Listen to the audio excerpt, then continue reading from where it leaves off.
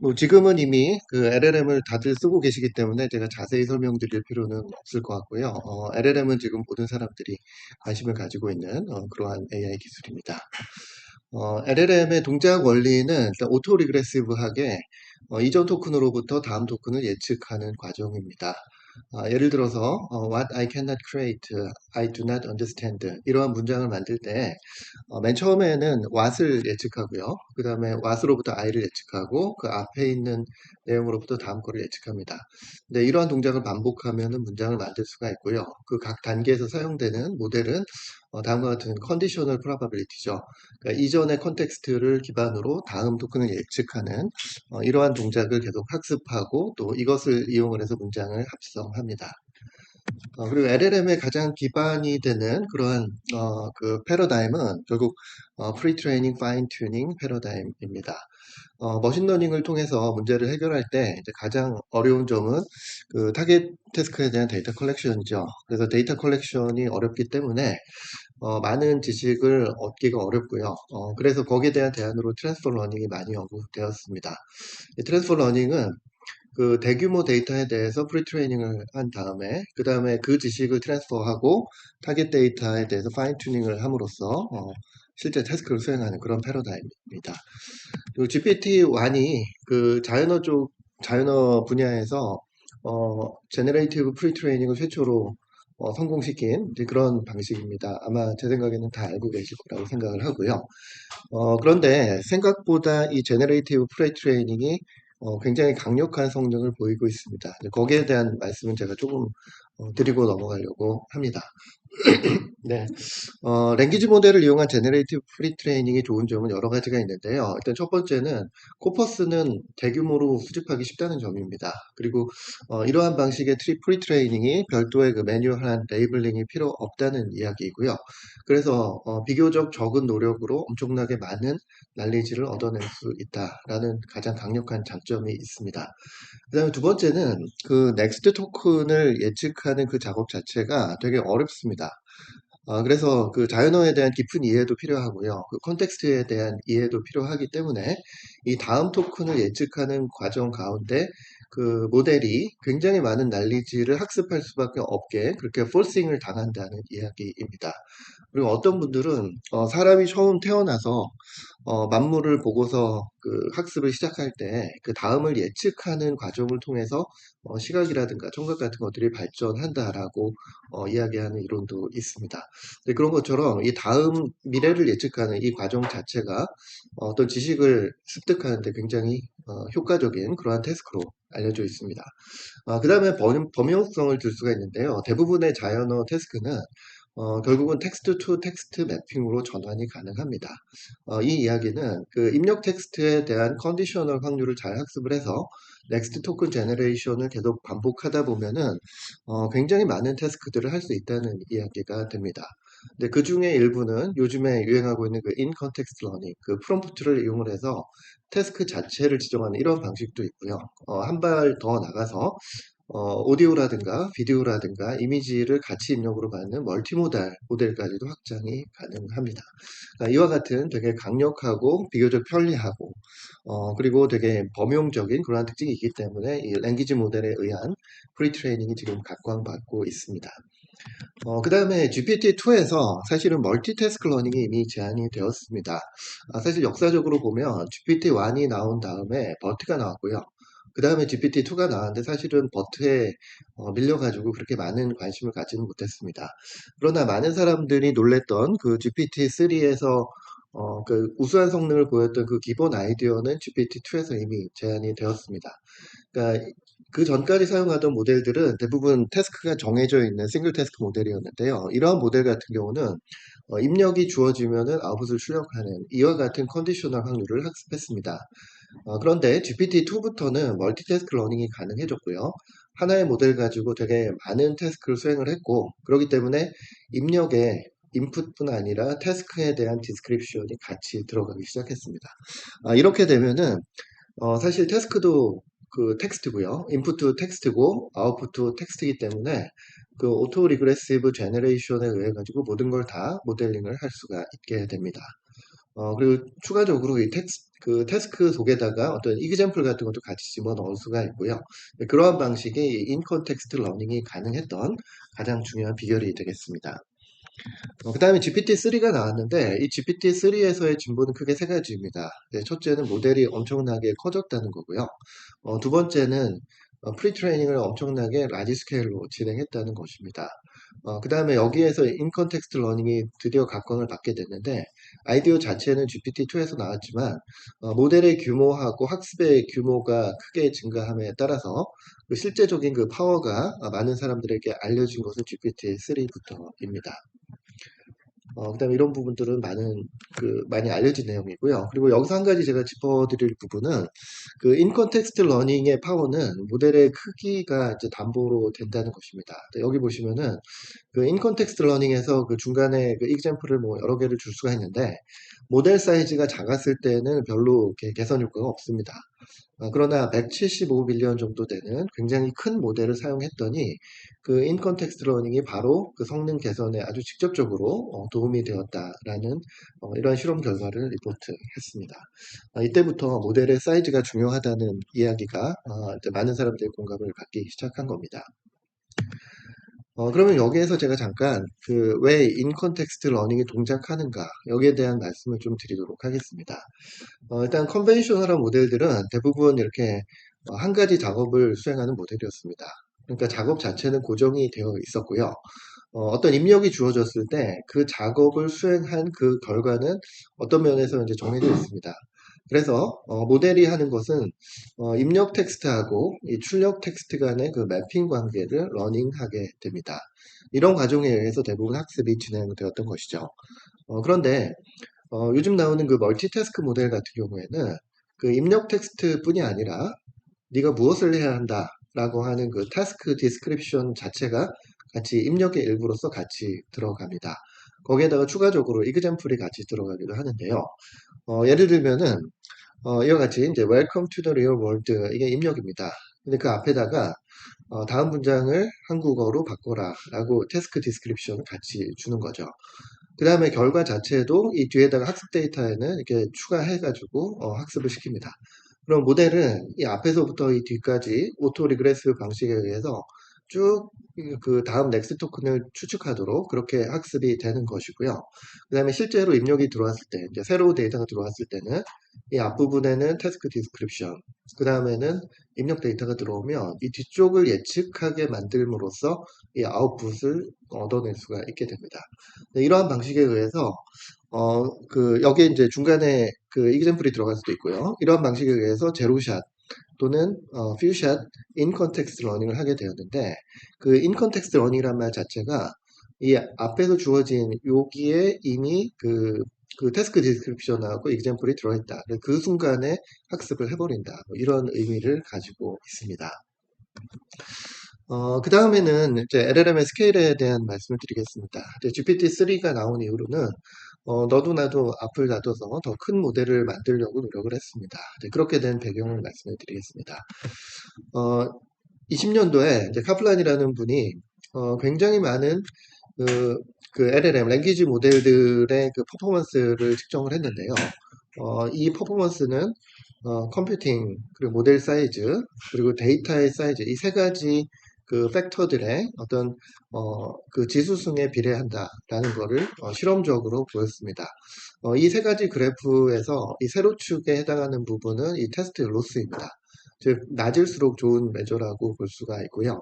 가로축은 이건 학습에 사용된 컴퓨테이션, 그 다음에 데이터셋의 사이즈, 그리고 모델의 파라미터 개수. 이 세 번째는 모델의 크기를 상징하는 메저라고 볼 수 있습니다. 이 세 가지에 대해서 이 세로축을 이렇게 지수 그래프로 만들어 놨을 때 아주 예쁜 정비례 그래프가 나온다는 것을 발견했습니다. 이걸 보고서 결국은 LLM의 성능은 스케일에 비례한다라는 결론을 내렸고요. 반면에 트랜스포머의 여러 가지 그 아키텍처의 변화를 주었을 때는 여기가 예를 들어서 이제 제일 좋은 점이라면 어느 정도 변화를 시킨다고 하더라도 별로 이렇게 그 큰 차이가 나지 않는다. 그러니까 약간의 변화에는 상당히 둔감한 반면에 그러니까 아키텍처의 변화에는 둔감한 반면에 스케일의 변화에는 굉장히 예민하다라는 실험 결과를 냈습니다. 그뿐만 아니라 그 로그에 비례하는 그 방정식의 이 컨스탄트 팩터들도 다 같이 측정을 해냈는데요. 예를 들면은 이와 같은 이 컨스탄트 팩터에서 그 방정식에서 컨스탄트 팩터는 이러한 값으로 추정이 되었습니다. 근데 이 값들이 왜 중요하냐면요. 예를 들어서 우리에게 일정량의 예산이 있어서 어느 정도는 모델에 투자하고 어느 정도는 계산에 투자하고 어느 정도는 데이터에 투자했을 때 그 어느 쪽에 얼마씩 투자하는 것이 최적의 성능을 얻을 수 있느냐라는 부분을 에스티메이트 할 수 있다는 점에 있어서 굉장히 중요합니다. 그 이후에는 또 친칠라라는 모델이 나왔는데요. 이 친칠라라는 모델은 더 많은 실험을 했습니다. 근데 그때 얻어낸 결론이 뭐냐면 이 앞에서 이 카플란이 그 측정한 이 개수가 좀 틀렸다. 그러니까 예를 들면은 이전에는 모델의 사이즈를 한 5배 키우면은 데이터가 한 두세 배 정도 증가해야 된다라는 비례상수를 얘기를 했는데 여기에서는 모델 파라미터가 2배 증가하면 데이터도 2배 증가해야 된다라는 그 약간 수정된 그러한 그 코에피션트들을 실험적으로 제시를 했습니다. 그래서 이 친칠라는 그 당시에 그 구글에서 만들었던 그 고포라는 모델이 있었는데요. 이 모델에 비해서 한 4분의 1 정도의 파라미터 사이즈를 갖는, 그러니까 모델 사이즈를 좀 줄였고요. 그리고 그 대신에 토큰 수를 훨씬 더 많이 키웠습니다. 그러니까 모델 사이즈를 줄이더라도 토큰을 좀 더 늘리면은 더 우수한 성능을 얻을 수 있다라는 결론을 내렸고요. 그 이후에는 모델 사이즈뿐만 아니라 그 데이터를 같이 비례해서 늘려야 된다라는 것이 새로운 트렌드가 되었습니다. 그래서 고퍼하고 친칠라를 비교해 보시면은 고퍼가 280 빌리언 사이즈고요. 친칠라가 70 빌리언 사이즈인데 실제 데이터를 보면은 다음과 같이 역전된 걸 볼 수가 있습니다. 이게 뭘 말하는 거냐면 모델 사이즈도 중요하지만 데이터의 양이 간과되어서는 안 된다라는 걸 보여주고 있습니다.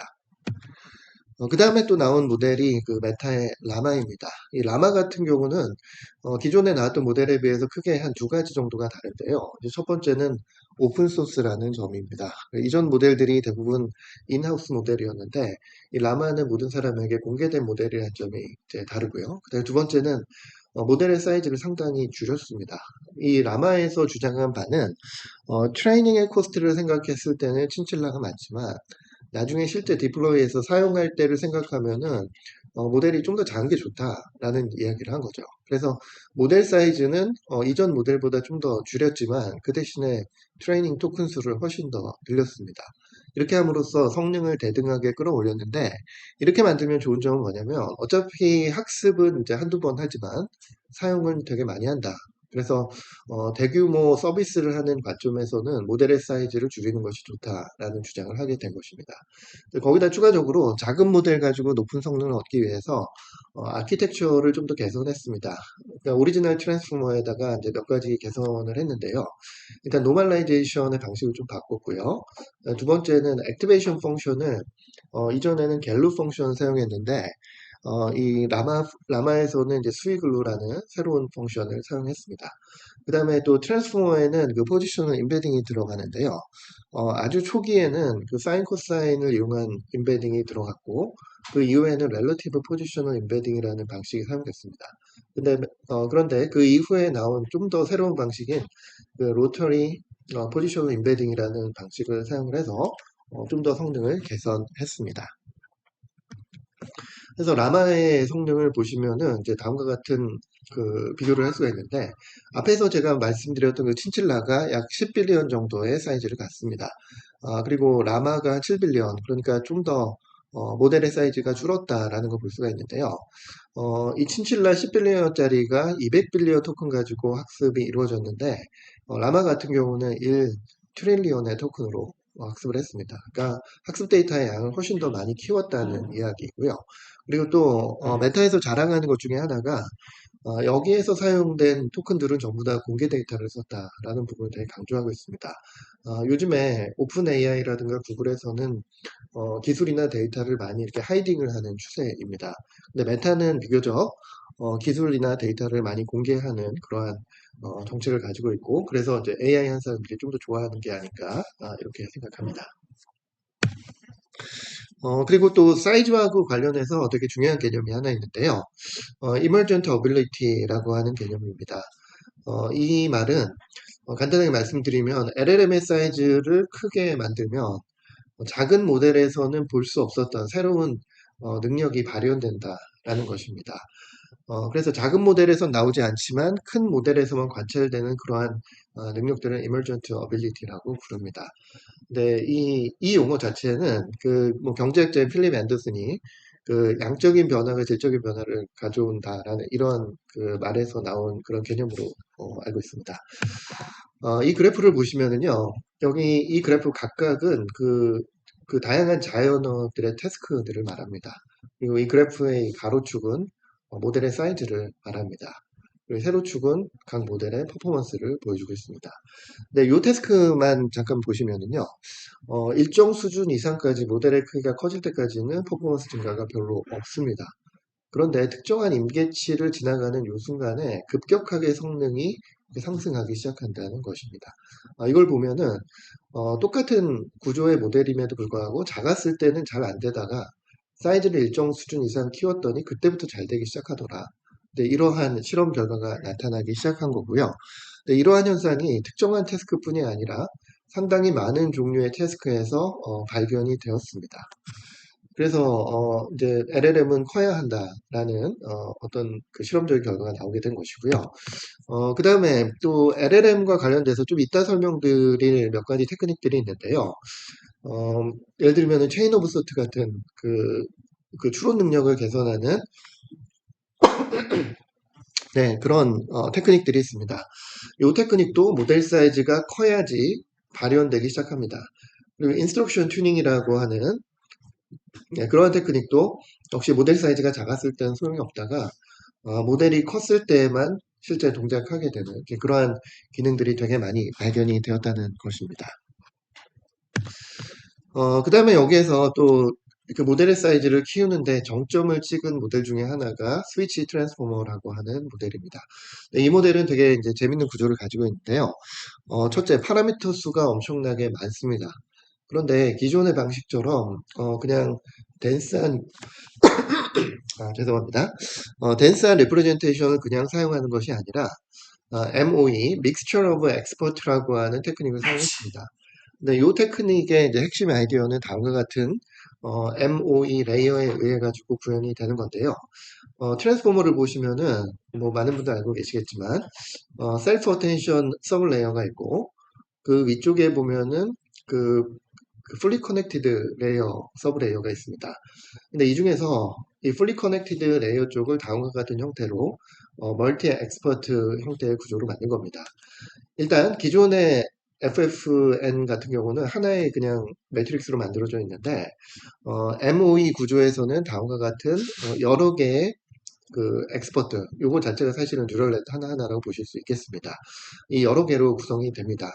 근데 입력이 아래서부터 이렇게 올라오면은 이 앞쪽에 그 라우터 블럭이 있습니다. 이 라우터 블럭은 일종의 어테이션 구조라고 볼 수가 있는데요. 이 입력하고 이 들어있는 그 어떤 그 뉴럴넷 연산을 통해 가지고 기존에 있는 이 엑스퍼트 중에서 누구하고 가장 잘 매칭이 되느냐를 판단을 합니다. 그래서 그걸 확률로 나타낸 다음에 이걸 일종의 어테이션 구조로 이러한 구조 그 엑스퍼트들한테 결과를 쭉 보낸 다음에 이쪽에서 그걸 머지를 해서 사용을 하는 겁니다. 근데 뭐 이 과정에서 그냥 웨이티드 썸의 형태로 다 머지를 할 수도 있지만 좀 더 효율을 위해서는 탑 K를 선택을 하거나 아니면 스위치 투 트랜스포머에서는 그 맥시멈 하나를 딱 선택을 하는 그런 정책을 사용을 합니다. 그렇게 하는 가장 큰 이유는 계산량을 줄이기 위해서입니다. 이렇게 만들어 놓으면은 이 데이터에 따라서 어떤 뉴럴 네트워크의 파트가 처리해야 되는지가 달라지게 되고요. 이런 관점에서 이 각각의 개별 뉴럴넷이 일종의 그 특정한 파트에 스페셜라이즈드 된 그 엑스퍼트의 역할을 하게 된다라는 그러한 이론입니다. 스위치 트랜스포머에서는 방금 제가 말씀드린 그 MOE 레이어를 그 몇 가지로 확장을 했는데요. 일단 첫 번째는 여러 가지 엑스퍼트들을 웨이티드 썸을 하는 것이 아니라 그냥 한 개만 딱 선택을 해서 하나의 엑스퍼트들한테만 데이터를 보내는 그러한 방식을 적용을 했습니다. 그래서 어텐션이 아니라 스위치 구조를 가졌다. 그래서 스위치 라우팅이라는 이름이 이제 붙은 거죠. 네, 두 번째는 모델을 엄청나게 키우기 위해서 그 스위치를 디스트리뷰티드 아키텍처로 구현을 했습니다. 그러니까 이쪽에 있는 이 엑스포트들이 같은 GPU가 아니라 다른 GPU 또는 다른 서버에 올라갈 수도 있다는 겁니다. 그 다음에 여러 개의 디바이스 속에 이러한 엑스포트들이 있기 때문에 얘네들 사이에 로드 밸런싱을 같이 생각을 했습니다. 그래서 여러 가지 피처들이 올라올 때 한쪽으로만 이 편중되는 현상을 막기 위해서 이와 같은 로스를 사용을 해가지고 좀 그 균일하게 나누어지도록 이렇게 로드 밸런싱을 했다는 것입니다. 그러니까 이런 테크닉을 같이 적용함으로써 사이즈는 굉장히 크지만 실제 동작은 이 엑스포트들 중에 하나만 동작을 하기 때문에 계산량을 되게 작은 사이즈로 억제를 했습니다. 실제 그 실험 결과를 보시면은 여기에 보시는 요 파란색이 스위치 트랜스포머이고요. 그 다음에 이전에 구글에서 만들었던 T5라는 모델이 있습니다. 그 모델의 베이스 버전이 초록색이고 그리고 그 모델의 사이즈를 훨씬 키운 버전이 T5 라지입니다. 이걸 보시면은 실제 이 스위치 트랜스포머하고 이 T5 라지를 보시면 거의 비슷한 그 그래프를 보입니다. 이 얘기는 이 두 가지 아키텍처가 거의 비슷한 성능을 보이고 있다라는 것을 말해주고 있고요. 그런데 이게 이 그래프의 가로축은 이게 스텝입니다. 그러니까 그 트레이닝을 할 때 스텝수로 봤을 때는 거의 비슷한 성능을 보이고 있지만 한 스텝이 훨씬 더 적은 계산량으로 수행이 가능하다는 거죠. 그래서 이걸 트레이닝 타임 가지고 재보면은 다음과 같은 그래프가 나오게 되는데요. 스위치 트랜스포머를 썼을 때 그냥 T5 라지에 비해서 시간으로 봤을 때는 훨씬 빠른 시간 안에 학습이 이루어진다라는 것을 보였습니다. 이 얘기는 무슨 말이냐면 스위치 트랜스포머가 여러 가지 장점이 있지만 사이즈를 키워도 계산량은 별로 증가하지 않기 때문에 훨씬 더 효율적인 아키텍처다라는 것을 보여주고 있습니다. 그리고 이와 같은 형태로 LLM들이 계속 발전을 했는데 물론 아직까지도 되게 많은 그 한계점을 노출하고 있습니다. 예를 들면은 LLM이 정말 사용자가 지정한 그 업무를 잘 수행하느냐, 그러니까 인스트럭션 팔로잉이 잘 되느냐 라는 데서 문제가 제기가 되었고요. 그 다음에 제로샷 퍼포먼스가 충분하냐라는 질문도 제기가 됐습니다. 그 다음에 파인 튜닝에서 코스트가 너무 크지 않냐 이러한 비판도 제기가 됐고 그 다음에 LLM이 그 독성이 있는 뭐 욕설 같은 것이라든가 편견 같은 걸 노출한 문제도 많이 나왔습니다. 그리고 뭐 유명한 그 할루시네이션 문제 그리고 리즈닝 능력이 너무 약하다. 그리고 내용이 그 어떤 식으로 도출되었는지 알 수가 없다. 뭐 이런 여러 가지 한계점이 지적이 되어 있고요. 그리고 이렇게 지적된 한계점들에 대해서 굉장히 많은 연구가 또 이루어졌습니다. 예를 들면 인스트럭션 팔로잉을 위해서는 강화학습을 사용해서 RLHF라는 방식이 사용됐고요. 또 새로운 태스크에 대한 적응력을 높이기 위해서 인스트럭션 튜닝이라는 방식이 나왔습니다. 그리고 파인 튜닝 코스트를 줄이기 위한 방식으로 로라라는 방식이 나왔고요. 그리고 독성을 줄이기 위해서 필터링이라든가 또는 아까 말씀드린 강화학습 뭐 이런 방식이 또 많이 사용되고 있습니다. 그리고 할루시네이션을 줄이기 위한 방식으로 RAG, Retrieval Augmented Generation이라는 방식이 발전하고 있고요. 그리고 리즈닝 퍼포먼스를 늘리기 위한 방식들이 또 많이 개발이 되고 있습니다. 그래서 이러한 내용들을 오늘 제가 쭉 설명을 드리도록 하겠습니다. 그런데 이제 초기 LLM에 비해서 이제 많은 개선이 있었던 거는 분명하고요. 그렇지만 아직까지도 완전한 성능이라고 볼 수는 없고 계속 발전이 이루어져야 되는 상황입니다. 그리고 또 많은 사람들이 지적하는 부분들이 이런 부분에 의해서 여러 가지 약점들이 개선이 되기는 됐지만 펀더멘탈하게 LLM이 갖고 있는 한계가 있다는 것입니다. 첫 번째는 멀티 스텝 리즈닝을 제대로 할 수 있는 그러한 아키텍처가 명시적으로 없다. 이런 좀 지적받고 있고요. 두 번째는 LLM이 갑자기 엉뚱한 결과를 내는 데는 세계를 이해하지 못하기 때문이다. 그래서 월드 모델이라든가 아니면 커먼 센스 모델링이 없는데 이것도 역시 LLM의 되게 이제 펀더멘탈한 문제점으로 지적이 되고 있습니다. 네, 이렇게 해서 그 LLM의 기본 개념들을 쭉 말씀을 드렸고요. 이제 그 다음에는 LLM을 실제 우리가 원하는 태스크를 수행하도록 만들기 위해서 파인 튜닝하는 테크닉들에 대해서 말씀을 드리겠습니다. 첫 번째는 이제 RLHF라는 방식인데요. 그냥 프리 트레이닝만 수행을 한 그 LLM만 가지고 내가 원하는 그런 태스크를 시켜봤더니 사용자의 의도를 정확하게 실행하지는 못하더라라는 그런 문제점이 제기됐습니다. 이건 왜 그러냐면 LLM이 학습되는 그 원리 자체가 사용자의 어떤 의도에 따르도록 학습된 것이 아니라 그냥 난리지만을 얻어내기 위한 방식으로 학습이 되었기 때문입니다. 그리고 이러한 문제를 개선하는 데 있어서 이제 스케일링은 별로 도움이 되지 않는다. 이러한 실험 결과가 나왔습니다. 그러니까 LLM이 사람의 명령을 잘 따르지 않는데 사이즈를 키운다고 해서 별로 그렇게 나아지는 것은 아니다. 라는 부분이 실험적으로 네, 증명이 된 셈이고요. 거기에 대한 대안으로 LLM이 정말 유저의 인텐트를 따르도록 온라인을 시키자라는 필요성이 제시되었고요. 물론 이렇게 하는 방식은 이제 가장 기본적인 방식은 슈퍼바이스드 러닝이 있습니다.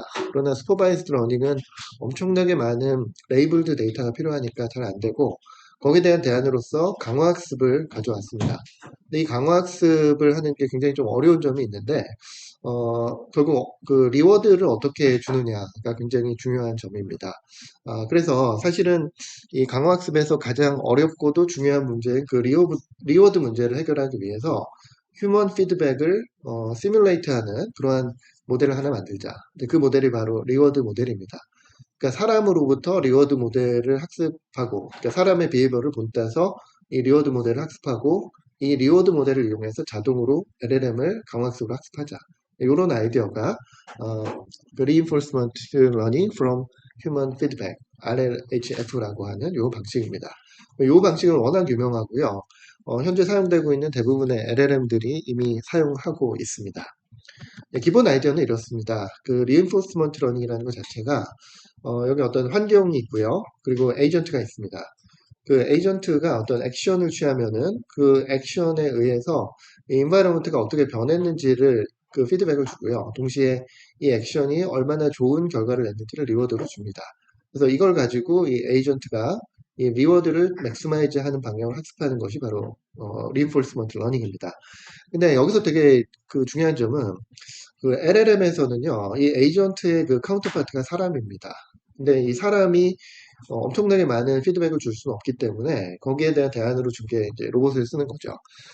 일단 이 휴먼이 이 LLM을 보고 여러 가지 피드백을 줍니다. 근데 그걸 가지고 직접적으로 강화학습을 하는 것이 아니라 사람이 주는 그 피드백을 이용을 해서 리워드 모델이라고 하는 새로운 신경망을 학습을 시키는 겁니다. 이렇게 만들면 이 피드백 자체가 사람하고 좀 그 비슷해지게 되고요. 이렇게 만들어진 리워드 모델을 이용을 해서 LLM을 reinforcement learning 하자. 네, 이렇게 된 것입니다. 그 다음에 나온 테크닉은 instruction tuning이라는 테크닉입니다. 여기서 중요한 개념은 그 일반적으로는요. 그 어떤 문제가 정해져 있고 문제의 숫자는 그렇게 많지 않습니다. 그리고 입력 데이터에 대한 출력 데이터의 그 페어죠. 그 페어를 굉장히 많이 늘리는 방식이 전통적인 방식인데 이 인스트럭션 튜닝은 어떻게 하는 거냐면 그 태스크 자체의 개수를 많은 숫자로 늘리자라는 그런 아이디어입니다. 인스트럭션 튜닝에 사용된 그 모델은 137빌리언짜리 랭귀지 모델이 사용이 됐고요. 그러니까 GPT-3보다 조금 작은 모델입니다. 근데 여기서 되게 중요한 점은 그 랭귀지 모델에 대한 그 데이터셋이 한 62개의 데이터셋을 사용을 했고요. 비슷한 걸 이렇게 끌어모으더라도 상당히 많은 숫자의 태스크가 되는 그런 다양한 데이터셋을 사용했습니다. 네, 그렇게 해서 아주 다양한 데이터셋에 대해서 학습을 시켰더니 제로샷 인스트럭션 수행 능력이 훨씬 증가했다라는 그런 실험 결과를 보였습니다. 그 당시에는 일단 그 프리트레이닝 파인 튜닝에 의해서 그러니까 파인 튜닝에 의해 가지고 태스크를 알려주거나 또는 프롬프트 엔지니어링을 많이 사용했습니다. 그런데 여기에서는 아주 다양한 태스크를 가르쳐 주면은 여기에서 배우지 않은 그런 새로운 태스크도 금방 적응을 하더라라는 그런 실험 결과를 제시한 거죠. 기본 아이디어는 이렇습니다.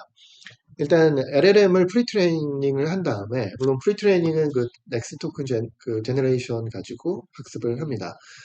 그 다음에 되게 많은 데이터, 되게 많은 태스크를 주고서 거기에 대해서 파인 튜닝을 시킵니다. 이 첫 번째 이 인스트럭션 튜닝 그 논문에 나온 태스크는 62개의 텍스트 그 데이터셋, 벤치마크 데이터셋이 사용이 됐고요. 이걸 비슷한 것끼리 모았을 때 12개 정도의 태스크가 포함되어 있었습니다. 그 다음에는 그 인컨텍스트 러닝에 의해 가지고 새로운 태스크를 막 주고 일을 시킵니다. 이렇게 했을 때 지금까지 접하지 않은 그 새로운 태스크에 대한 수행 능력이 크게 개선되었다라는 것을 보였습니다. 예를 들면은 어, 실험 결과 중에 제가 이제 일부를 가져왔는데요. 여기에 보시면은 이게 175빌리언짜리 GPT-3 제로샷 퍼포먼스가 이렇습니다. 이 오렌지색이고요. 그 다음에 필샷, 그러니까 몇 개의 이그젬플을 주었을 때 퍼포먼스가 이 빨간색 그래프입니다. 네, 그런데 플랜 같은 경우는 모델 사이즈도 좀 줄었고요. 그리고 이그젬플을 주지 않았을 때 그 제로샷 퍼포먼스를 비교해 봤더니 몇 개의 그 이그젬플을 줬을 때 GPT-3에 비해서 더 높은 성능이 나왔다는 것을 리포트했습니다. 그러니까 이게 무슨 말이냐면 태스크의 종류를 다양하게 해서 파인 튜닝을 했더니 태스크 자체에 대한 적응력이 개선되었다라는 실험 결과를 보인 건데요. 이게 바로 그 최근 LLM들이 그 한 번도 보지 않은 그러한 태스크를 그냥 내추럴 랭귀지로 지정을 했을 때 그걸 바로 수행을 해버리는 능력이 이제 강화될 수 있는 그런 방법을 찾아낸 겁니다. 자, 그러면 여기에서 인스트럭션 튜닝이 왜 실제 동작하는가 여기에 대한 말씀을 좀 드리도록 하겠습니다. 일단 첫 번째는요, 이제 LLM 자체가 아까 말씀드린 것처럼 그 입력을 출력으로 이렇게 매핑을 시키는 그런 펑션을 러닝을 하는데요. 여기에 중요한 되게 그 하나 더 들어가는 것이 태스크에 대한 디스크립션입니다. 그래서 입력을 출력으로 매핑을 하지만 이 태스크 디스크립션을 이 컨디션으로 같이 받는다라는 것입니다. 그리고 이 태스크 디스크립션 자체가 그 트랜스포머의 그 어텐션 메커니즘에 의하면은 저 앞쪽에 태스크 디스크립션이 있어도 상당히 긴 거리에서도 그 충분히 영향을 줄 수 있는 그러니까 그 아주 긴 컨텍스트 그 레퍼런스 능력을 가지고 있기 때문에 이 앞쪽에 태스크 디스크립션이 들어가더라도 충분히 이 출력에 영향을 많이 그 끼칠 수 있다라는 그러한 잠재력을 가지고 있습니다. 그 다음에 여기서 굉장히 중요한 점은요. 기존의 그 학습 방식은 이 태스크 디스크립션 몇 개가 안 되고 주로 입력 텍스트에서 아웃풋 텍스트로의 매핑을 학습을 했다면 인스트럭션 튜닝 같은 경우는 이 태스크 디스크립션을 변화시키면서 태스크 디스크립션과 아웃풋 텍스트 간의 요 매핑 관계를 집중적으로 학습하는 그러한 트레이닝 방식입니다. 그러다 보니까 이 태스크 디스크립션이 뭐 어떻게 주어졌을 때 거기에 대해서 정확하게 반응하는 그러한 그 매핑을 러닝할 찬스가 많아지는 것이고요. 그래서 이 입력 텍스트가 똑같다고 하더라도 예를 들어 번역이라면 뭐 영어로 번역해라 그러면은 영어로 번역하고요. 중국어로 번역해라 그럼 중국어로 번역할 수 있는 그러한 그 매핑 관계 즉 이 태스크 디스크립션이 아웃풋해주는 그 영향력을 충분히 강하게 발현할 수 있도록 그렇게 학습을 할 수가 있었다는 것입니다. 네, 두 번째는 이러한 인스트럭션 튜닝이 실제 동작하는 AI는요, 사이즈가 굉장히 큰 AI들입니다. 이게 뭐를 의미하냐면, 이 태스크 디스크립션이 아웃풋으로 가는 이 과정을 제대로 러닝하기 위해서는요, 랭귀지 스킬을 상당히 많이 가져야 하는데, 사이즈가 되게 큰 모델들은 충분한 캐퍼시티를 가지고 있어서, 그 인스트럭션의 그 언어로 주어진 그 임무 있죠? 그 임무를 제대로 이해하는데 충분한 러닝 캐퍼시티를 가지고 있다라는 것입니다. 그래서 이 인스트럭션 튜닝 역시도 작은 모델에서는 발현되지 않지만 큰 모델에서는 나타나는 emergent ability에 속합니다. 그 다음에 태스크의 다양성을 증가시킴으로써 이쪽에 새로운 것들이 들어오면은 그때 잘 반응할 수 있도록 만들자라는 건데요. 이 부분은 사실 어떤 의미에서 전통적인 그 오버피팅 시어리하고 비슷합니다. 그러니까 다양성이 충분한 데이터를 주었을 때 새로운 데이터에 대한 적응력이 좋아지는 거죠. 여기서도 마찬가지로 태스크 디스크립션을 다양하게 만들었더니 새로운 태스크에 대해서 잘 적응을 하더라. 이러한 결과를 보인 것 뿐입니다. 이 다음에는 셀프 인스트럭트라는 방식이 나왔는데요. 이 앞에서 제가 설명드린 이 학습 데이터에서 그 태스크의 종류를 늘렸더니 새로운 태스크를 잘 러닝하더라. 이제 이 효과를 얻어내기 위해서 되게 많은 사람들이 태스크의 종류가 굉장히 많은 데이터셋을 구축하기 시작했습니다. 실제적으로 그렇게 나온 데이터셋도 여러 개가 있고요. 근데 이제 항상 문제는 그러한 데이터를 구축하는 데는 비용이 많이 든다는 것입니다. 여기에 대한 대책으로 그 인스트럭션 데이터셋 자체를 LLM을 이용을 해서 만들자라는 새로운 방식이 또 나왔습니다. 여기 이 방식을 셀프 인스트럭트라고 부르는데요. 예를 들면은 맨 처음에 태스크 인스트럭션 데이터셋이 있습니다. 여기는 제가 아까 말씀드린 것처럼 태스크의 종류 자체가 다양한 그러한 데이터셋입니다. 근데 이 태스크를 가지고 이제 초기 풀을 만든 다음에 그 라지 랭귀지 모델 여기에서는 GPT-3를 사용을 했습니다. GPT를 이용을 해가지고 이 앞에 있는 이 태스크 디스크립션을 보고 이거하고 비슷한 새로운 태스크 디스크립션을 만들어라. 이렇게 만든 거죠. 그렇게 하면은 여기에서 그 예제를 보고서 이와 비슷한 태스크를 만들어내고요. 그리고 그 태스크를 몇 가지 좀 필터링이나 또는 클러스터링을 좀 한 다음에 그 태스크에 해당하는 데이터셋을 또 같이 만들어냅니다. 그러면 어떤 태스크의 종류가 새로 나오게 되고 그 태스크를 학습시킬 만한 그 데이터셋이 또 같이 나오게 되는 거죠. 그걸 가지고 인스트럭션 튜닝을 합니다. 그래서 이러한 방식이 한 22년도에 나왔고요. 이 다음에 또 스탠포드 대학에서 알파카라는 모델을 만들었습니다. 근데 그 알파카라는 모델이 이제 그 정체를 보면은 그 바디는 라마를 사용을 했고요. 그 멘타에서 만든 라마를 가져와서 이렇게 생긴 그 인스트럭션 튜닝을 이용을 해서 파인 튜닝을 되게 다양한 태스크에서 수행한 그 모델이 바로 알파카입니다. 실제 데이터를 보시면은 이런데요. 그 여러 가지 그 베이스라인 모델이 왼쪽에 있고요. 제가 지금 보여드리려고 하는 거는 이 인스트럭션 GPT하고 그, 그 셀프 그 인스트럭션 튜닝을 한 그 모델의 이제 퍼포먼스입니다. 네, 요거는 슈퍼 NI라고 해가지고 그 다양한 태스크들이 들어있는 그런 그 데이터셋입니다. 이 데이터셋에 대해서 평가를 했을 때 그 인스트럭트 GPT는요, 아까 제가 설명드린 그 강화학습 RLHF에 의해 가지고 학습한 그 데이터셋이고요. 요 LLM을 학습하기 위해서는 일단 사람이 굉장히 많은 그 피드백을 줘야 되고 그 피드백을 이용을 해서 리워드 모델을 만들고 리워드 모델을 이용을 해서 강화학습을 합니다. 그러니까 되게 많은 사람의 공수가 들어간 그러한 LLM이라고 볼 수가 있습니다. 그리고 셀프 인스트럭트는 조금 전에 제가 말씀드린 것처럼 되게 소수의 그 어떤 시드 태스크 데이터를 이용을 해서 LLM 자신이 만들어낸 그 태스크와 데이터를 이용을 해서 인스트럭션 튜닝을 한 그 모델이 바로 이 모델입니다. 이걸 보시면은 모델 사이즈는 거의 비슷하고요. 그 인스트럭트 GPT는 사람의 공수가 굉장히 많이 들어갔고 셀프 인스트럭트는 별로 들어갔지 않음에도 불구하고 이 데이터에 대해서 더 높은 성능이 나왔다는 걸 볼 수가 있습니다. 물론 그 데이터를 가지고 학습을 했을 경우는 이렇게 나온 것이고요. 이게 평가 방식에 따라서 조금 다른데 그 휴먼 피드백을 봤을 때 결과를 보시면은 인스트럭트 GPT가 셀프 인스트럭트보다 조금 더 높은 성능이 리포트가 됐습니다. 저하고는 여기서 되게 중요한 점은 비교적 저비용으로 데이터를 수집을 해서 상당히 높은 성능까지 얻을 수 있었다라는 것이 되게 중요한 의미라고 볼 수가 있겠습니다. 그 다음에 나온 그 모델이 미네르바라는 모델입니다. 사실 GPT-3가 처음 나왔을 때 많은 사람들이 약점으로 지적했던 것들이 그 텍스트에 대한 Q&A는 잘하지만 물리 법칙 또는 수학 같은 것은 잘 못한다. 그러니까 물리 법칙이나 수학 법칙 같은 개념을 가지고 있지 못하다라는 지적을 되게 많이 했습니다. 그리고 실제 그게 사실이었다는 거죠. 그래서 실제로 그 LLM의 그 수학적 또는 물리적인 추론 능력을 개선하려는 노력은 굉장히 많이 이루어지고 있습니다. 그 중에 첫 번째 노력이라고 말씀드릴 수가 있는 게 미네르바인데요. 이 미네르바를 수행한 연구팀들은 그 LLM이 그 수학이나 물리적인 그 태스크 능력이 없다는 것을 데이터가 없기 때문이다라고 일단 봤습니다. 그러니까 기존의 그 LLM을 학습하는 데이터는 일반적인 텍스트를 가지고 학습을 시켰습니다. 그런데 어떤 테크니컬한 데이터, 논문이라든가 아니면 교과서라든가 뭐 이런 데이터를 주면은 결국은 수학과 물리 쪽의 태스크들도 잘하지 않겠냐라는 그런 아이디어를 낸 것입니다. 그래가지고 이 미네르바 팀이 지금 구할 수 있는 그 수학이나 그 물리 쪽 관련된 문서들을 엄청나게 끌어 모았습니다.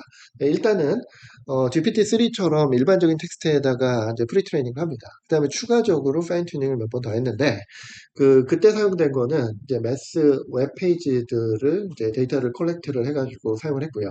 그 다음에 아카이브에 들어있는 논문들을 또 수집을 했습니다. 그리고 거기에다가 또 내추럴 랭귀지 데이터 또 약간 또 추가를 했던 것이죠. 그래서 대부분은 이제 파인 튜닝에 사용된 그 데이터들의 95%는 수학이라든가 물리 개념이 들어간 그런 테크니컬 다큐먼트들이었습니다. 이렇게 학습을 시킨 다음에 수학이나 물리 문제를 줬더니 그래도 꽤 잘 풀더라라는 성능을 보인 것이죠. 예를 들면은 미네르바가 사용한 수학 문제는 이렇습니다. 이와 같은 그 연립방정식이죠. 연립방정식 데이터를 주고 이 데이터를 가지고 또 학습을 하게 만들었고요. 그리고 물리 문제는 또 다음과 같은 예제를 주었습니다. 이것도 보시면 이게 운동방정식들입니다. 그렇게 했을 때 그 실험 결과가 되게 이제 재밌는데요. 이 팜이라고 하는 LLM은 구글에서 만든 LLM이고요. 그 사이즈가 무려 540빌리언 정도가 됩니다. 그러니까 그 GPT-3가 한 175빌리언이었으니까 그에 비해서 한 3배 이상 큰 모델이라고 볼 수가 있는데요. 이 팜을 이용을 해가지고 그 수학 문제 또는 OCW 콜시스라고 하는 이것도 수학과학 데이터라고 볼 수 있고요. 또 GSM도 수학 문제 특히 그 매스워드 프로블럼이 되게 많이 들어간 그런 데이터셋입니다. 그리고 MMLU도 이거는 메타에서 공개한 다양한 태스크에 대한 데이터셋인데요. 그 중에서 STEM, 그 사이언스, 테크놀로지, 엔지니어링, 매스 이쪽 파트에 있는 데이터를 또 같이 사용했습니다. 그러니까 팜을 사용을 했을 때는 뭐 작은 모델부터 큰 모델까지 별로 그렇게 성능 개선이 그렇게 크지가 않았습니다. 그러니까 아까 제가 그 스케일링 로우에서 말씀드린 그 성능은 넥스트 토큰을 예측하는 그 랭귀지 모델에서의 라이클리후드를 말합니다. 그 관점에서는 증가하지만 어떤 논리적인 추론을 요구하는 그런 태스크에 대해서는 사이즈를 뭐 아무리 늘려봐야 성능에 한계가 있다라는 것을 보인 것이고요. 근데 반면에 그 미네르바 모델은 테크니컬 다큐멘트로 학습을 시켰습니다. 그렇게 했더니 사이즈를 늘린 것보다 훨씬 더 괄목할 만한 그러한 성능 개선이 이루어진 것입니다. 그래서 결국은 LLM이 왜 수학과학 문제를 못 푸냐? 첫 번째 이유는 데이터 속에 수학과학 데이터가 없었기 때문이다. 라는 그 가설이 이제 어느 정도 증명이 된 거고요. 그 다음에 여기서 또 재밌는 그 방식이 하나가 도입됐는데 이제 샘플링하는 방식입니다. 그러니까 여기에서 이 두 번째 줄에 있는 이 데이터는 그냥 미네르바 모델을 가지고 답을 그냥 한번 딱 그 도출을 해서 그 답이 맞으면은 오케이 아니면 틀린 거 이렇게 카운트를 한 겁니다. 성능 개선이 많이 있었지만 그래도 여전히 낮은 걸 볼 수가 있고요. 그리고 두 번째 방식은 일단 답을 여러 개를 주자는 겁니다. 그래서 이 미네르바가 약간 좀 그 랜덤 넘버 제너레이션 같은 걸 통해 가지고 샘플링을 하는데요. 그 샘플링을 K개를 한 다음에 그 중에서 맞는 게 하나라도 있으면 일단 맞는 걸로 치자. 이런 방식으로 성능을 평가했습니다. 그렇게 만들었을 때 그냥 하나만 답을 내줬을 때보다 여러 개를 샘플링해서 뽑았을 때 답이 있을 확률이 훨씬 높았다라는 것을 보여줍니다. 네, 이거는 이제 사람으로 치면은 딱 한 번에서 답을 내 이렇게 말을 하는 거랑 네가 여러 번 계산을 해서 답을 여러 번 내봐라. 그 중에 답이 하나라도 있으면 맞은 걸로 해주겠다. 네, 이러한 관점에서 평가 속도가 좀 다르다고 볼 수가 있습니다. 그리고 K계는 이 실험에 따라 좀 다르게 지정이 되었다고 리포트하고 있습니다. 여기서 되게 중요한 점은 샘플링을 통해서 똑같은 LLM에 대한 성능을 이렇게 끌어올릴 수 있다는 그런 가능성을 보인 것이고요. 이러한 방식이 좀 뒤에 설명드릴 알파코드에서도 적용이 됐습니다. 네, 바로 이제 알파코드 설명을 드리겠습니다. 이제 알파코드는 코딩을 하는 AI 중에서 이제 가장 유명한 AI입니다. 구글에서 만들었고요. 이 알파코드의 성능을 좀 보여드리면은 이제 다음과 같은 성능을 가졌습니다. 이게 그 프로그램 경진대회에서 나온 그 사람들의 어떤 그 스코어라고 볼 수가 있는데요. 그 스코어에서 한 이 정도를 차지합니다. 그리고 전체 평균을 냈을 때는 한 중간 정도. 그러니까 그, 그 프로그래밍 컴페티션에 나온 그 후보자들 중에 한 가운데 정도 되는 성능을 보였다라고 리포트를 한 그 모델입니다. 근데 이 알파 코드를 보시면은 이제 그 다음과 같은 문제를 풀었는데요. 이게 경진대회 문제입니다. 이제 문제 디스크립션이 다음과 같이 나오고요. 이 백스페이스라고 하는 건 그 문제 이름입니다. 그리고 이 문제는 어떤 문제다라는 걸 쭉 이렇게 설명을 하고 있고요. 그 다음에 입력을 다음과 같은 형태로 이렇게 설명을 합니다. 그 다음에 이 입력에 대해서 다음과 같은 아웃풋을 내야 된다라는 걸 또 지적을 해줍니다. 그리고 여기에다가 이제 이그젬플을 몇 개를 주는데요. 다음과 같은 이그젬플이 들어왔을 때 다음과 같은 아웃풋이 나와야 한다. 라는 그런 이그젬플까지도 같이 주는 겁니다. 그러면 이걸 보고서 알파 코드가 거기에 대한 솔루션을 다음과 같이 프로그램으로 작성을 해가지고 내야 하는 것입니다. 근데 이러한 문제가 프로그래밍 경진대회고, 이 경진대회에 이제 집중적으로 열심히 그, 그 튜닝을 해가지고 우수한 성능을 낸 모델이 알파 코드입니다. 실제 이 문제를 풀기 위해서는 일단 내추럴 랭귀지로 주어진 그 문제 자체를 읽고 이해를 하는 과정이 필요합니다. 두 번째는 이 문제를 풀기 위해서 어떤 알고리즘을 써야 되느냐 이것을 찾고 또 선택을 해야 되는데요. 여기서 되게 중요한 점은 실행시켰을 때 지정된 시간 안에 풀어야 된다는 제약 조건이 들어 있습니다. 그러니까 아무 알고리즘만 쓰면 안 되고 그래도 그 중에서는 에피션트한 방법을 사용을 해야 된다라는 제약 조건이 들어갑니다. 그 다음에는 그 알고리즘을 실제 임플리멘트 해야 되는 이러한 단계를 거쳐야지 문제를 풀 수가 있습니다. 그리고 평가 척도로는 두 가지 척도가 사용이 되고 있는데요. 첫 번째는 K개의 샘플을 만들어서, 그러니까 LLM이 학습된 그 지식을 이용을 해서 K개의 소스 코드를 만들어내는 겁니다. 그리고 나서 그 K개를 다 서브밋하고 테스트를 해서 그 중에 하나라도 푼 게 있으면 맞는 걸로 하자.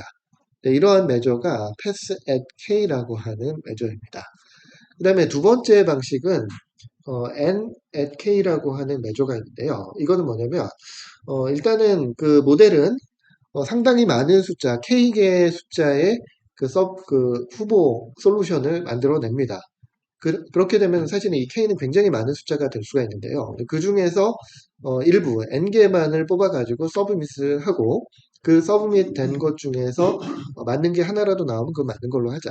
이러한 매저입니다. 그러니까 이 첫 번째와 두 번째와 다른 점은 이 첫 번째는 그 샘플이 만들어지면 그 만들어진 샘플 전체를 집어넣는 그런 방식이고요. 두 번째는 샘플은 엄청나게 많은 수를 만들고 그걸 자체적으로 어느 정도 필터링을 해가지고 필터링 돼서 남아있는 몇 개의 샘플들만 서브밋해서 그걸 평가하자. 네, 이러한 방식입니다.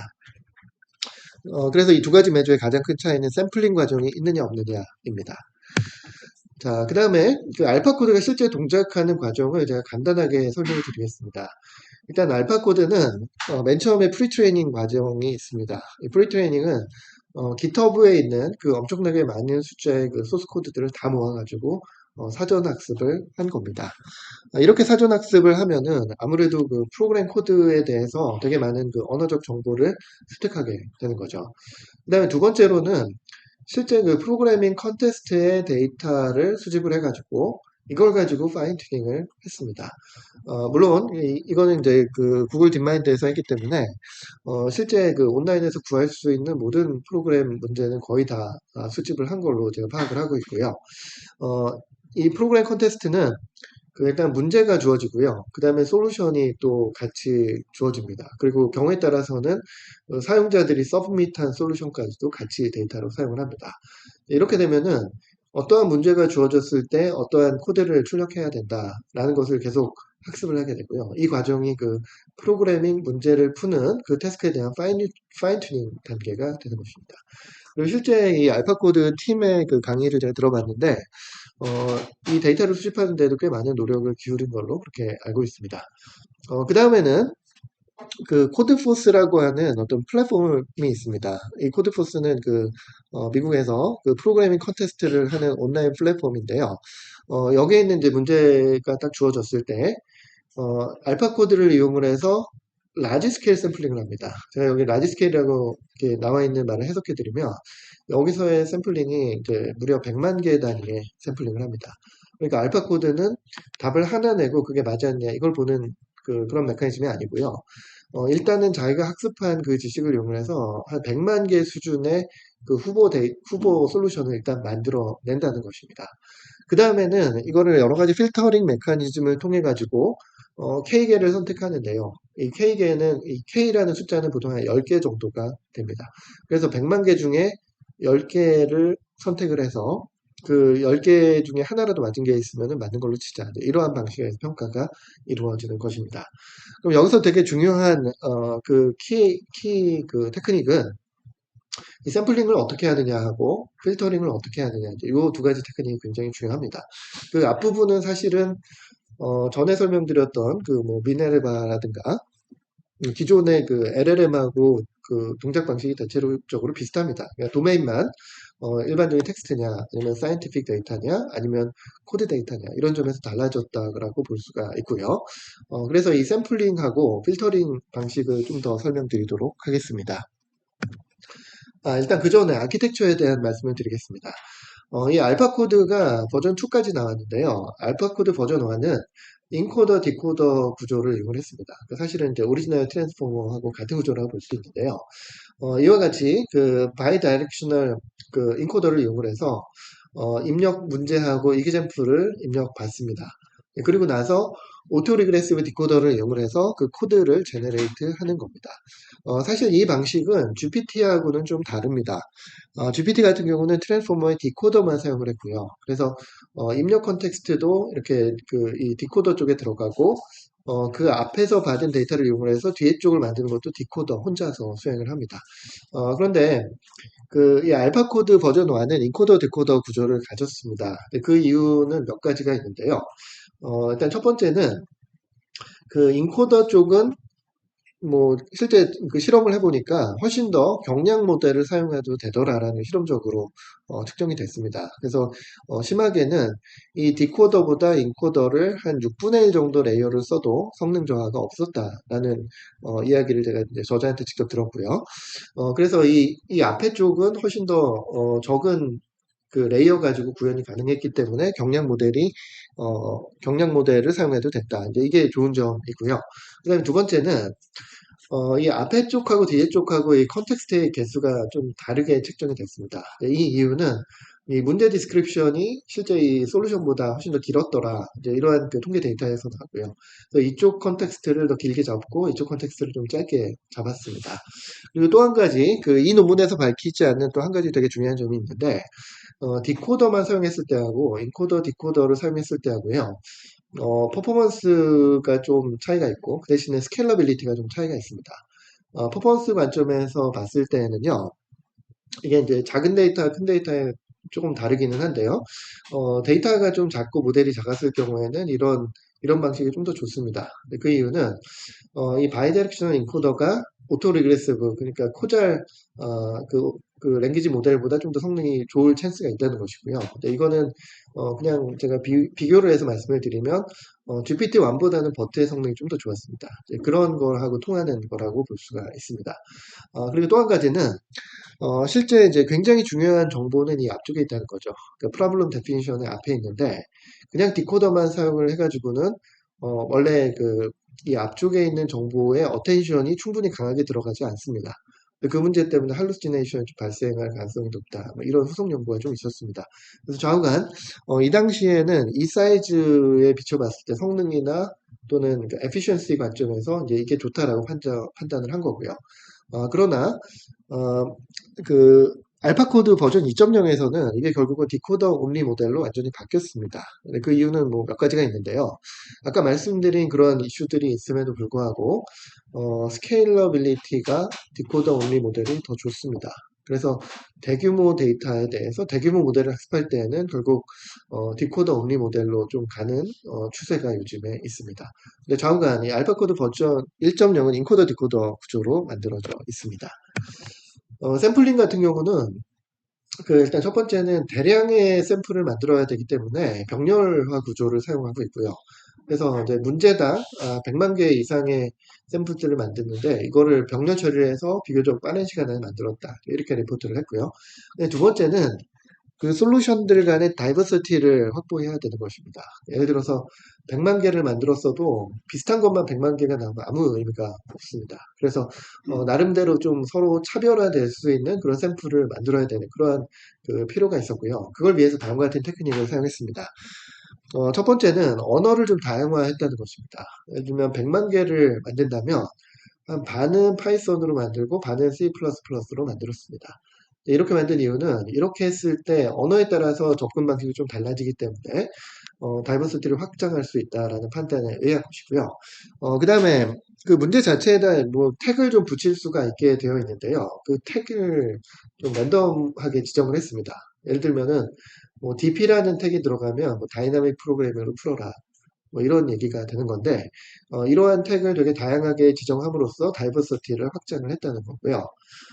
그 다음에 또 샘플링의 템퍼레처라는 방식을 지정을 했습니다. 템퍼레처는 뭐냐면, 그 넥스트 토큰을 예측을 할 때 LLM이 출력하는 거는 각 토큰의 그 확률 값을 출력을 합니다.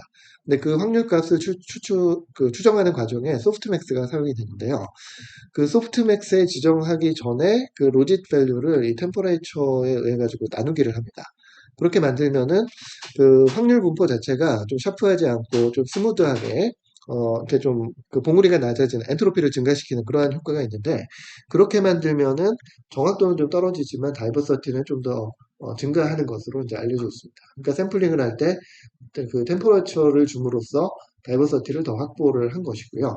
실제적으로 이제 내부를 보면은요, 결국 이제 그, 그 샘플링을 할 때 템퍼레이처를 확장하는, 그 키우는 그런 방식보다도 학습할 때 템퍼레이처를 좀 낮추는 방식을 사용했습니다. 근데 요거는 학습할 때하고 실제 나중에 샘플링 할 때 이제 서로 카운터 액션을 하기 때문에 학습할 때 템퍼레이처를 높이면은 나중에 샘플링 할 때 죄송합니다. 학습할 때 템퍼레이처를 낮추면은 나중에 샘플링을 할 때는 템퍼레이처를 높이는 것과 같은 그런 효과가 나옵니다. 그리고 샘플링하는 그 알고리즘 자체도 탑케인 샘플링도 사용했지만 또 뉴클리어스 샘플링이라고 하는 좀 더 개선된 샘플링 알고리즘을 사용했습니다. 그다음 필터링에 대한 말씀 먼저 드리도록 하겠습니다. 그러니까 이 앞에서 100만 개 이상의 샘플이 만들어졌다고 말씀을 드렸는데요. 그 중에 10개만을 선택을 해야 됩니다. 근데 10개를 택하는 데 있어서 첫 번째 방식은요. 그 프로블럼 스테이트먼트 안에 있는 그 테스트 이그젬플이 있습니다. 그 테스트 이그젬플에 대해서 제대로 동작하느냐 그거를 평가를 하는 것입니다. 그러니까 아까 제가 그 문제 이그젬플을 보여드릴 때 여기 이렇게 문제랑 같이 테스트 이그젬플 입력과 출력이 들어간다 이렇게 말씀을 드렸는데요. 이걸 돌려봐서 제대로 된 결과를 내지 못하는 그 소스 코드는 다 폐기하겠다라는 겁니다. 실제적으로 이 과정을 통해서 한 95% 정도의 샘플들이 폐기된다고 합니다. 평균적으로. 그럼 100만 개 중에서 뭐 대부분은 다 폐기가 되고 몇 개가 남지 않는데요. 이렇게 남는 게 한 수만 개 정도가 된다고 합니다. 그러니까 평균적으로 한 5만 개 정도가 되는 거죠. 그 다음에는 클러스터링을 하는데요. 이 클러스터링이라 하면 비슷한 성질을 가는 소스 코드들을 이제 서로 묶어가지고 그 클러스터의 대표들만을 서브밋하겠다라는 그런 아이디어입니다. 이렇게 되면은 그 알파 코드가 만들어낸 한 코드 중에서 한 번 필터링하고 한 5만 개 정도의 코드가 있는데 그 코드들 간의 유사도를 또 측정을 해야 됩니다. 근데 유사도 측정하는 방법은 뭐 여러 가지 방법이 있는데 그 신택티컬한 시뮬러리티를 보면은 좀 너무 변수가 많으니까 펑셔널 시뮬러리티를 쟀습니다. 그 방식은 어떤 입력 데이터를 주고 그 입력 데이터에 대해서 비슷한 아웃풋을 내는 그러한 코드들은 대충 그 비헤이버가 비슷하다 이렇게 보는 것입니다. 그래서 그 실제 코드를 보는 것이 아니라 유사한 입력에 대해서 유사한 아웃풋이 나오느냐 이걸 가지고 평가를 했고요. 이걸 위해 가지고 그 테스트 케이스를 만들어내는 별도의 모델을 하나 제작했다 이렇게 말하고 있습니다.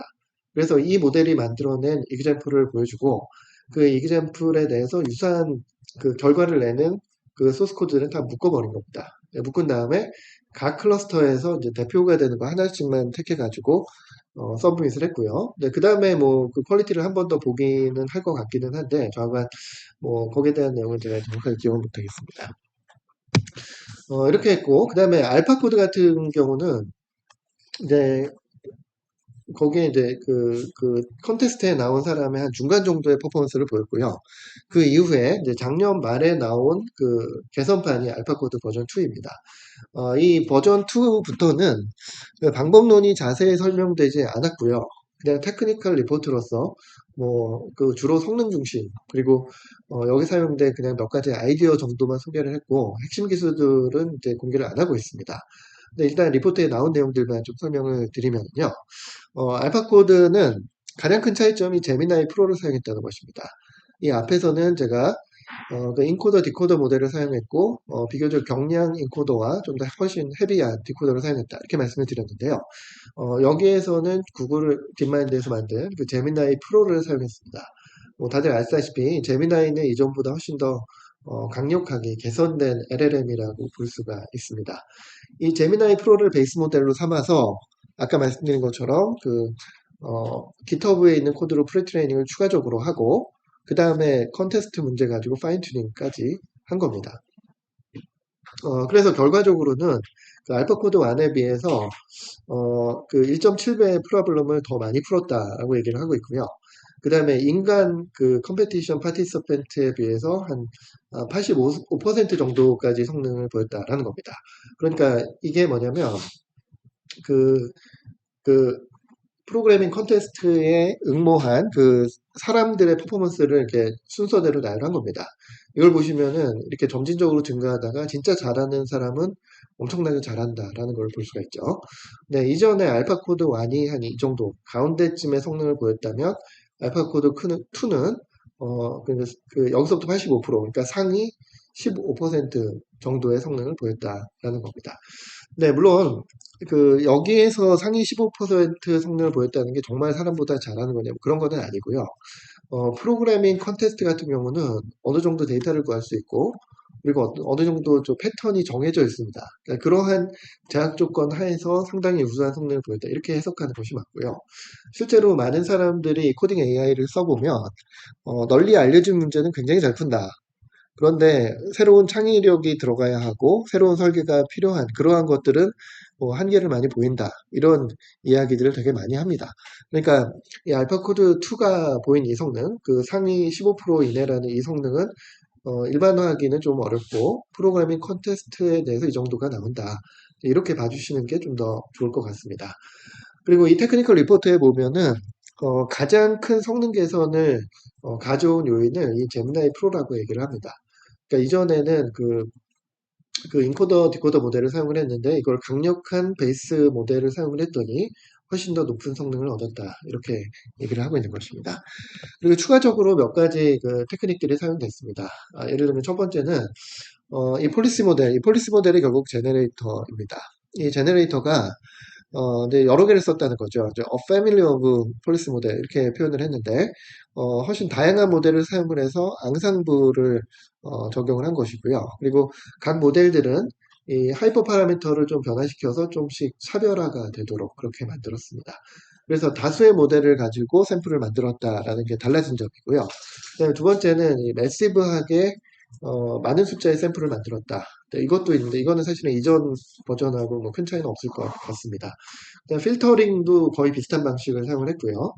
아까 말씀드린 것처럼 100만 개 중에 95%를 삭제하고 한 5만 개 정도의 캔디데이트를 남겼습니다. 그리고 클러스터링도 했고 그다음에 스코어링 펑션을 여기서 만들었는데 이 부분이 좀 달라진 점입니다. 아까 말씀드린 것처럼 클러스터링을 통해 가지고 유사한 샘플을 다 모은 다음에 그 중에서도 더 잘할 것들을 모았는데 여기에서는 또 추가적으로 제미나이 프로 모델을 사용했습니다. 그러니까 제미나이 프로 자체를 다시 한번 파인 튜닝을 해가지고 이 클러스터링의 대표들을 중에서 그 중에서 제일 잘하는 거 10개를 모으게 만들었다는 것입니다. 네, 이렇게 해서 이제 기본적인 LLM에 대한 말씀을 드렸고요. 지금부터는 LLM이 정말 AGI를 발전할 수 있는가, 뭐 거기에 대한 말씀을 좀 드리도록 하겠습니다. 그 LLM이 이와 같은 성능을 쭉 보인 다음에